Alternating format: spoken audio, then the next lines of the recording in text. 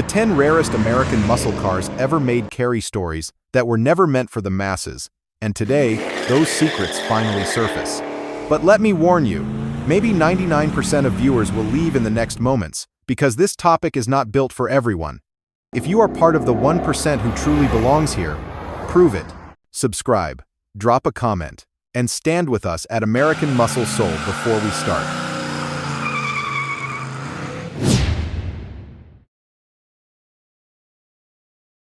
The story of rare American muscle often begins with a machine shaped by competition, and the Ford Torino Talladega of 1969 stands as one of the clearest reminders of how far the pursuit of victory could push Detroit's imagination. Created so Ford could rule the long, wind-swept superspeedways of the stock car world, this Talladega carried a sense of purpose that could be felt even before the engine stirred. Its nose stretched forward in a gentle slope, smoothing the air in a way few muscle cars of the era even attempted, while the long, fastback roofline seemed to slide toward the ground like a wave settling on the shore. Deep inside sat the heart that defined its legend. A 428 cubic inch V8 breathing through a Ford Cobra intake that sharpened every pulse of power. Drivers talked about the way it built speed with a calm that felt almost eerie, rushing through the quarter mile in the low 13s at over 100 miles per hour run measured in only a handful of seconds.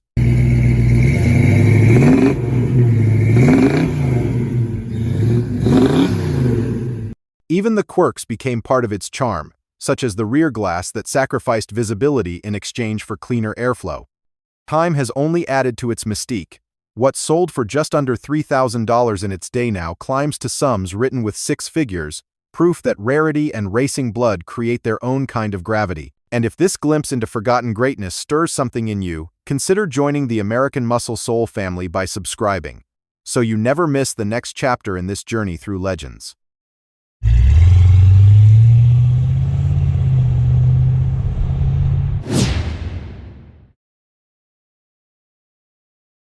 Following the shadow of the Talladega's wind-carved ambition came a machine that pushed the idea of aerodynamics into territory no one expected from Detroit.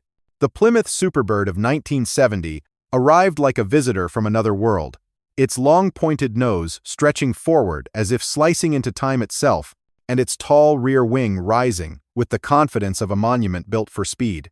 Nothing about it blended in. Everything about it demanded attention.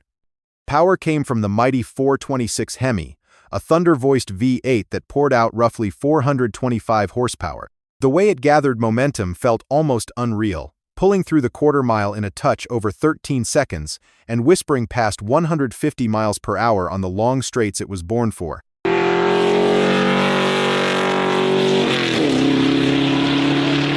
Beneath the outrageous styling lived a purpose shaped by racing rules, wind tunnel testing, and the relentless pursuit of stability at speeds most road cars of the era could not dream of. The street versions carried quirks that became part of their mythology. That pointed nose made forward visibility tricky, and the towering wing turned every arrival into a spectacle. Yet those compromises only deepened its charm. What once sold for a few $1,000s now brings sums measured in hundreds of thousands, proof that rarity and audacity age well together. If this winged warrior stirs your curiosity, share your thoughts below. Comment the number 9 if you have ever seen a Superbird in person, or the number 0 if it remains a legend you have only heard whispered about.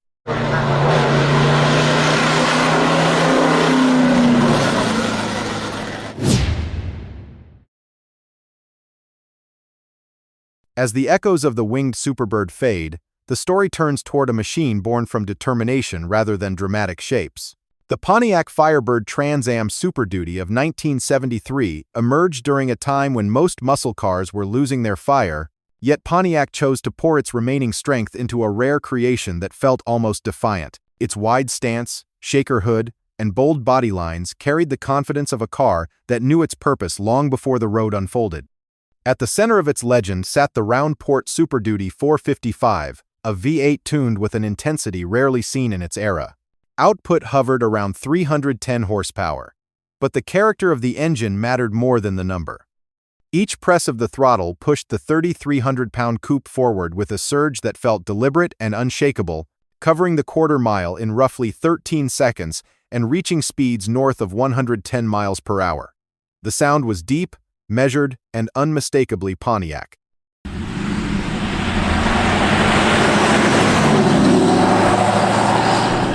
The experience came with trade-offs. Its firm suspension and low ride height created a ride that felt harsh on worn pavement, yet those traits also gave it a steadiness that drivers remembered long after the journey ended. With only 43 examples ever built, scarcity became woven into its identity, elevating this Trans Am into a prized chapter of American performance history.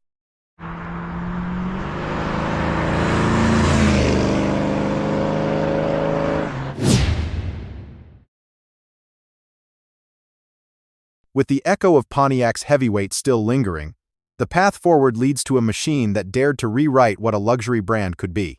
The Buick GSX of the early 1970s arrived with the quiet confidence of a car that did not need theatrics to be unforgettable. Its long fastback roofline flowed with a graceful sweep, while the bold stripes and wide stance hinted at strength resting just beneath its polished surface. It looked refined, almost formal, yet there was nothing gentle about what it carried inside. Power came from a massive Buick big block measuring well over 450 cubic inches, producing around 340 horsepower in its standard form. The optional Stage 1 version raised that figure to roughly 360, and the character of the engine felt even stronger than the numbers suggested. Every press of the accelerator brought a deep surge that pushed the car down the quarter-mile in a little more than 13 seconds, with speeds reaching beyond 130 miles per hour. The sensation was smooth but forceful, like a rising tide that refused to stop climbing.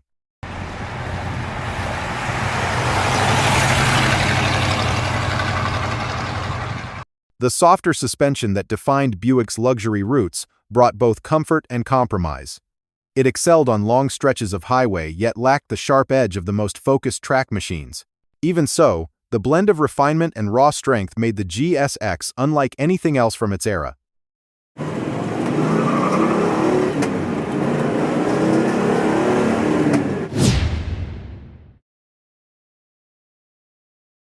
Moving from the refined strength of the GSX, the road ahead brings us to a machine that carried a more rebellious kind of confidence. The Oldsmobile 442W30 of the early 1970s looked as if it had been carved for straight-line fury, its low stance and fiberglass hood scoops giving it the posture of a sprinter waiting for the signal to launch. The car balanced sharp edges with an almost understated elegance, the kind that revealed its intent only when the engine came alive. Beneath that sculpted hood waited the Rocket 455, a high-compression V8 that pushed out roughly 370 horsepower. The power arrived with a steady, rising force that felt heavier and more deliberate than many of its rivals. Drivers remembered the way it surged through the quarter-mile in just over 13 seconds, reaching speeds beyond 130 miles per hour with a kind of unwavering determination. The sound was deep and grainy, the kind that settled into the chest as much as the ears. Comfort was not the focus. The firm suspension and pared-back interior made the W30 more of a purpose-built performer than a relaxed cruiser. Yet these traits became part of its character. Its rarity and attitude shaped a legacy that continues to draw collectors toward the dark-painted examples that once sold for only a handful of thousands. If you are still with me on this journey, leave a comment with the number 5 so I know these forgotten legends still speak to you.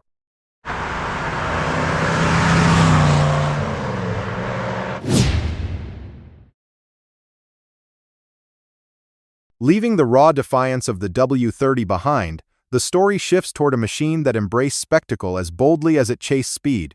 The Pontiac GTO Judge Ram Air 4 of 1969 arrived dressed in colors that could stop traffic on a cloudy day, its decals announcing a personality that refused to blend into any crowd.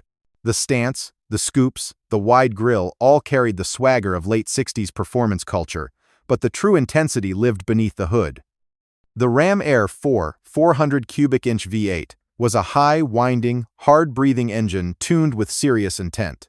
Output hovered around 366 horsepower, a figure that crowned it the most powerful production motor Pontiac ever released. The way it climbed through the rev range felt sharp and eager, pushing the Judge down the quarter-mile in roughly 13 seconds and brushing close to 110 miles per hour. Drivers knew its temperament well, thrilling at full throttle, stubborn and temperamental at low speeds, restless in everyday traffic.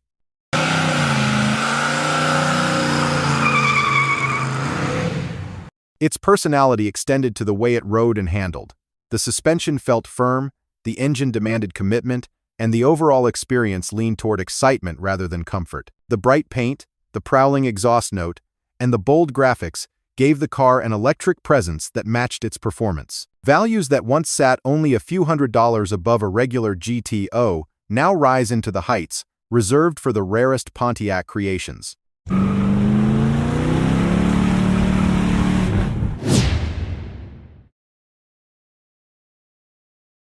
From the showmanship of the judge, the narrative turns toward a machine that relied less on flash and more on the kind of mechanical authority only Mopar could summon. The 1968 Dodge Coronet RT426 Hemi carried the square-shouldered confidence of its Coke bottle profile, the clean lines interrupted only by hood bulges that signaled something restless waiting underneath. It looked purposeful even before the engine sent its first tremor through the frame. The Street Hemi, a 426 cubic inch V8 born from racing lineage, produced power that official figures never fully captured. Rated around 425 horsepower, it delivered its strength with a firmness that could be felt through the steering wheel, the seat, and the space between each heartbeat.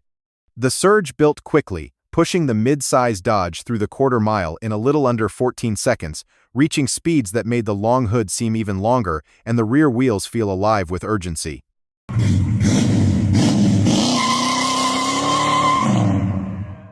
The experience favored commitment. Its race-influenced suspension added stiffness to every dip and rise in the pavement, and the heavy breathing motor paired with the torque-flight transmission demanded a driver willing to manage its temperament. Yet these traits shaped the Coronet's personality, giving it a presence that stood apart from smoother, more forgiving rivals. Its rarity and sharp-edged performance now draw collectors toward the bright Hemi orange examples, the ones that once sold for only a few $1,000s, and now represent one of the boldest expressions of late 60s Mopar muscle.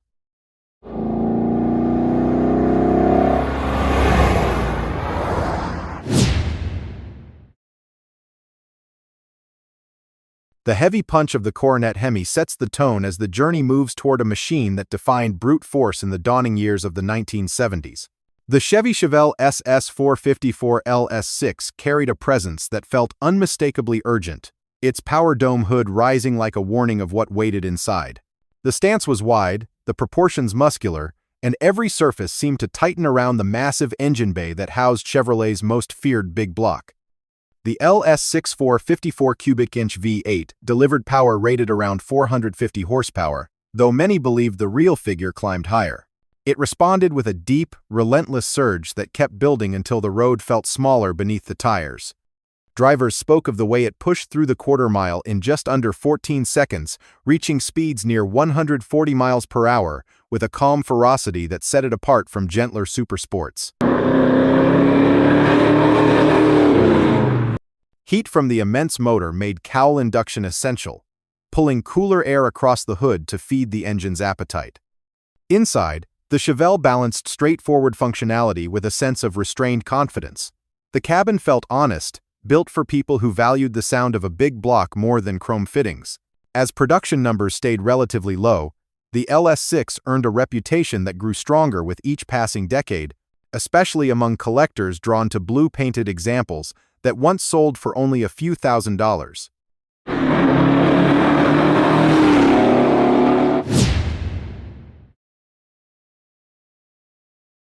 The Chevelle's towering strength leads naturally to a muscle car that carried Ford family DNA, but wrapped it in a wilder, more rebellious form. The 1970 Mercury Cyclone Spoiler 429 Cobra Jet arrived with an attitude that announced itself from a distance, its fiberglass hood rising with an integrated tachometer scoop that made even idle speeds feel dramatic. Stripes ran across the long body like streaks of motion frozen in place, and the nose pushed forward with the confidence of a car meant for serious work. Energy came from the 429 cubic inch Police Interceptor V8, a motor known for delivering roughly 375 horsepower with a punch that felt immediate and loud. Acceleration hit with surprising urgency, sending the Cyclone to 60 miles per hour in just over 5 seconds. even as the ancient rear leaf springs struggled to keep the tires planted.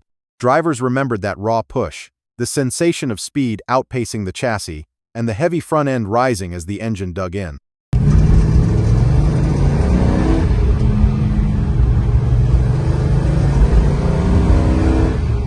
The brakes required patience, the suspension demanded respect, and the overall experience leaned more toward explosive force than refined control. Yet these rough edges gave the car its personality, a mix of brute strength and overlooked potential that set it apart from its more polished cousins. Collectors now look toward the rare examples equipped with 4-speed gearboxes and drag pack equipment, reminders of how Mercury once stepped into the arena with a machine that carried far more bite than anyone expected.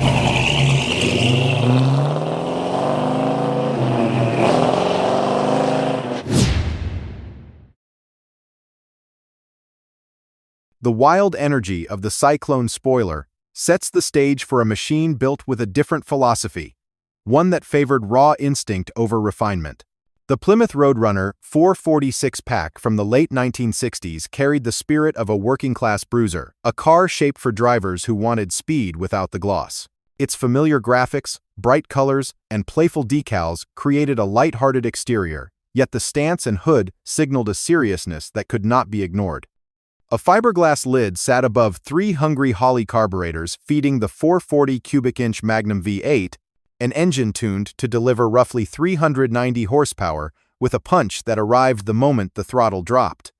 Acceleration came quickly, reaching 60 miles per hour in just over 5 seconds and clearing the quarter mile in about 14, the kind of straight-line strength that made it a favorite among weekend racers. The sound from the 6-pack setup carried a throaty urgency, each shift adding another layer of grit to the experience. Handling told a different story. The old-style rear leaf springs struggled to keep the car composed during aggressive launches, creating a lively rear end that demanded attention. Yet these imperfections added to its charm, reinforcing its identity as a no-nonsense performance machine rather than a polished cruiser. Collectors now gravitate toward the bright vitamin C examples loaded with rare options, drawn by the blend of simplicity, character, and unmistakable Mopar strength. As we close this journey through the quickest machines of the 1960s, it's clear why these legends still shape the way we think about American speed. If you enjoyed exploring their power, stories, and what they cost across the decades, make sure to like the video and subscribe to American Muscle Soul.